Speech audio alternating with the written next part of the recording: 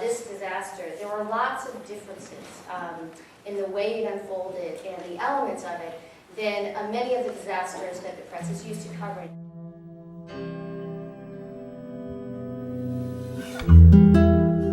Rather than a one-time event, like an earthquake, like a hurricane, something that causes a lot of devastation immediately, a killing at a college university, this was a long-running, slow-motion kind of story that unfolded over the course of time and required constant vigilance, which just in a practical sense is a huge drain on any news outlet, to be able to cover something like that over a long period of time.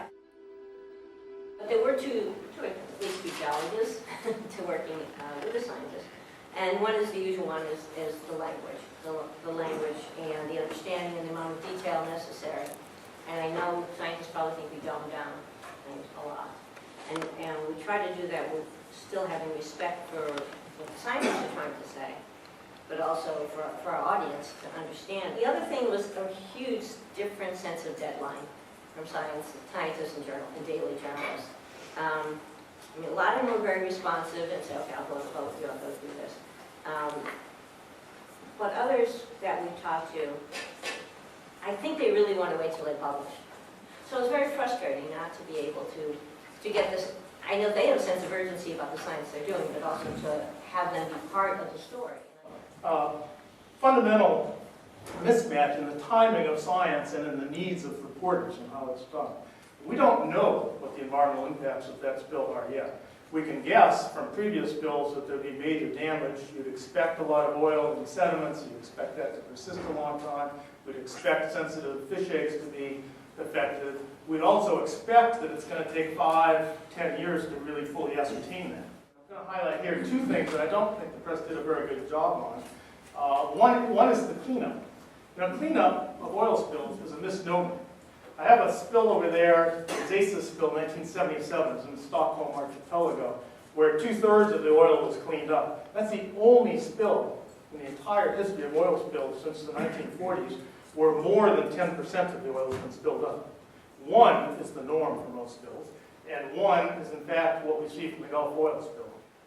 And what are the other big questions? And I think these are still open questions. That's why I'm not showing you data or giving you conclusions, because the science is ongoing and it's a slow process. But how much of that oil is still in the water and in what forms, we don't know. There are people out there today doing surveys.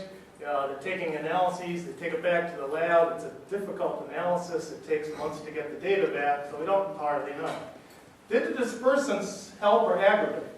We don't know. This is an unprecedented level of dispersants for a spill that's occurring at an unprecedented deep level. The spill behaved very strangely, but is it the depth that did it or the dispersants? I'm not sure we'll ever know that one. How much oil is in the bottom sediments? My friend and colleague Mandy Joy from the University of Georgia is getting some compelling data that there's a ton of it in the bottom sediments, but that's fairly controversial. Not all of her friends and our colleagues believe that yet. That's going on. I think it's going to take a couple of years to resolve that debate. What are the effects of that? Well, to me, the most sensitive organisms would be the bottom, deep corals, things like that. As far as I know, those haven't yet been surveyed. It'll be a while before we have a sense of what the damage is.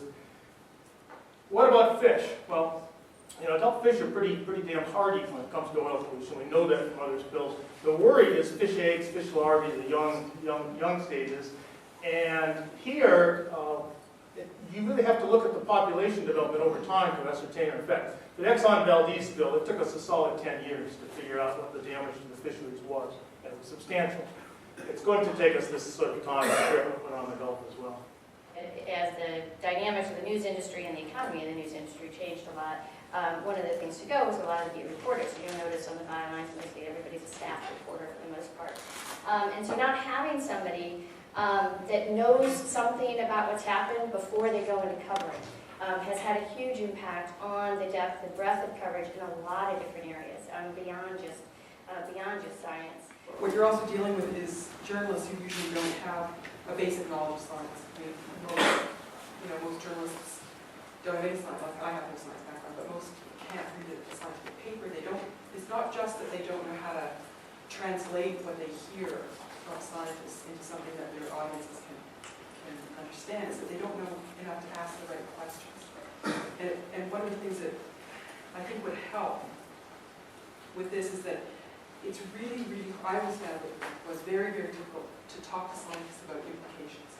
So one of the questions that, as a journalist, as a daily journalist, and one of the things that I kept asking scientists about, the Gulf blowout, was, what are the implications of this? And of course, it's too early to know that, but in the whole context of reporting on this stuff, it's incredibly important for the journalist to be able to know to ask the questions in order to then condense it. I think the weakest skill set in journalism is covering science. And Exhibit A of that is the inability of the media to cover climate change. And the way in which the media covers climate change by, the same way they cover politics, by just quoting one person who agrees and another person who disagrees. What I found was that we had good cooperation from local scientists who tended to understand Louisiana.